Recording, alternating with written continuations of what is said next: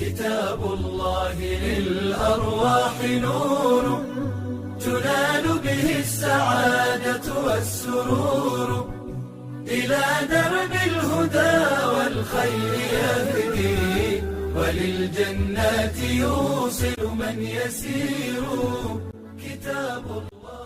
الحمد لله رب العالمين، ولا عدوان إلا على الظالمين، وأشهد أن لا إله إلا الله ولي المتقين، وأشهد أن محمدا عبده ورسوله صلى الله عليه وآله وسلم. ثم أما بعد، ظاهرة غريبة جدا انتشرت واستشرت في مجالس الناس في هذه الأيام. إيه هي؟ إن مفيش مجلس فيه ناس متجمعة أصحاب قاعدين مع بعض إلا وتلاقي دايما في شكوى وتذمر وتمارض وتسخط من الحياة، وإصدار للشكوى بأنواعها. شكاوى بقى متكررة عن الزواج، وعن كلفة الزواج، عن الولاد، عن البلاد، وهكذا. شكاوى متكررة في مجالس الناس في هذه الأيام، ودي ظاهرة غريبة جدا منتشرة انتشار يعني رهيب. لو اتنين حتى قاعدين مع بعض تلاقيهم بيشتكوا لبعض قلة المال، ثقل الهموم، المشاكل، الأمراض، ارتفاع الأسعار. وبعضهم أو الغالب منهم تلاقيه بيظهر الكلام ده، وربما ما يكونش فيه في حياته هو الشخصية شيء منه من الواقع، لكن بيظهره ليه؟ إما بيظهره عشان يكسب بيه شفقة الإنسان اللي هو بيتكلم معاه أو الناس اللي بتسمعه، او انه بيظهره عشان يقول لك طب ما كلهم بيشتكوا، لو انا ما اشتكيتش يبقى هقولوا الراجل ده ما عندوش مشاكل، يبقى انا هظهر الشكوى او التشكي خوفا من الحسد والعين عشان ما فيش حد يحسدني. انت واخد بالك ازاي؟ وطبعا سيان كانت شكوى حقيقية موجودة او غير حقيقية، يعني هو بيدعي الكلام ده وده نسوا حديث النبي صلى الله عليه وآله وسلم اللي بيقول فيه: من أصبح منكم آمنا في سربه معافا في بدنه عنده قوت يومه فقد حيزت له الدنيا بحذافيرها. تخيل، ده كلام مين؟ كلام سيدك النبي صلى الله عليه وسلم. انت لما تصحى من النوم الصبح كده آمن في سربك، نايم مطمئن. شوف البلاد اللي جنبك اللي فيها حروب واللي فيها واللي بينام على سريره يخشى أن تأتي قاذفة في وقت من الليل فتدمر بيته بأكمله، وانت ربنا كرمك وصحيت من نومك أو في بيتك نايم على سريرك آمنا في سربه معافا في بدنه. قمت الصبح لا انت بتشتكي من غسيل كلى، ولا بتشتكي من سكر ولا ضغط ولا ولا ولا ولا ولا الأمراض اللي بنسمع عنها، ولا لوكيميا، ولا معافا في بدنه عنده قوت يومه. عندك الأكل اللي تطبخه، وعندك العمل بتاعك متوفر أو الوظيفة بتاعتك متوفرة. ده النبي صلى الله عليه وسلم بيقول لك في وصف ده: فقد حيزت له الدنيا بحذافيرها. ده ملك الدنيا كلها.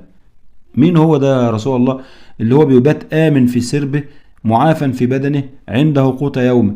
ده النبي صلى الله عليه وسلم بيقول لك ده ملك الدنيا كلها.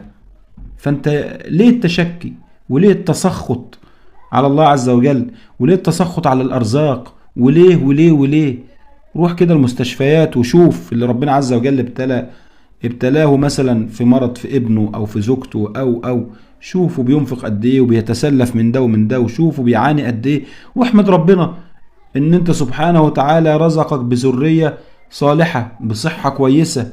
والله انت لما تمشي سليم معافا في بدنك، والله ده انت ملياردير. الكلية بكام والعين بكام وكل النعم اللي انت عايش فيها دي بكام. فانت ايه ده؟ لماذا التشكي؟ أتشكي الله عز وجل لخلقه؟ انت بتشكي مين لمين؟ احنا يا جماعة نسينا ان بالشكر تدوم النعم. بالشكر ولئن شكرتم لأزيدنكم. بالشكر تدوم النعم، وبكفر النعم وجحودها تزول والعياذ بالله. يعني انت لما يبقى ربنا معافيك قول الحمد لله واشكر وتحدث عن جميل صنيع الله عز وجل معك. من لم يشكر الناس لم يشكر الله.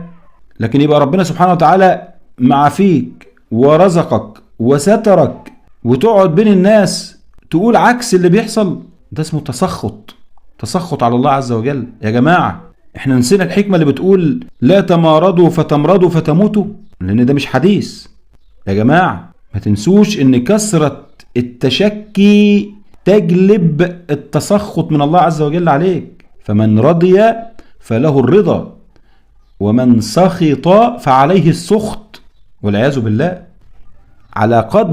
على قدر رضاك بحياتك تكن سعادتك.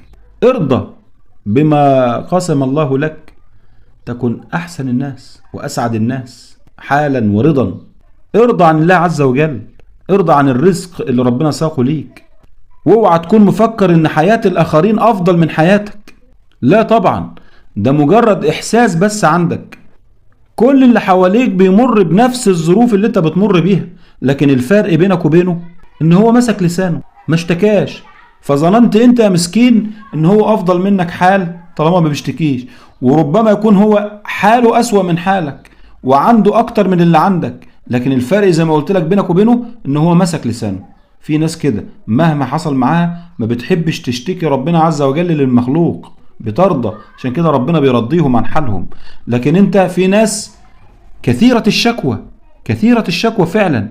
فانا عايزك وانت بتشتكي كده وبتظهر خلاف نعم الله عز وجل عليك، عايزك تقف مع نفسك كده وتفكر انت بتشتكي مين لمين؟ بتشتكي ربنا سبحانه وتعالى لخلقه؟ ابيك عقل. وبعدين خد بالك في حاجة تانية مهمة جدا، ان بكثرة شكوتك عمال على بطال انت كده بتحبط الاخرين، بتولد عندهم زي ما بيسموه كده طاقة سلبية. الدنيا والدول والاسعار بتعمل له طاقة سلبية، حتى ولو كانت دي حقيقة عندك وان انت شايف الحياة تعيسة. بلاش تطلع لي الطاقة السلبية اللي عندك، التعاسة اللي جواك تطلعها لي عشان ما تحبطنيش. في ناس يا اخي حواليك بتحب تعيش بالامل، في ناس بتحب تعيش بالامل، في ناس بتحب تقوي وترفع المعنويات بتاعتها. فالله يكرمك قلل شوية من موضوع التشكي، ويا ريت تمنعه خالص. ارضى عن الله عشان ربنا عز وجل يرضى عنك ويرضيك. لو عجبك الفيديو واستفدت منه تدعم الفيديو عشان تساعد على انتشاره، اعمل لايك وشير وسبسكرايب. جزاكم الله خيرا، والسلام عليكم ورحمة الله وبركاته.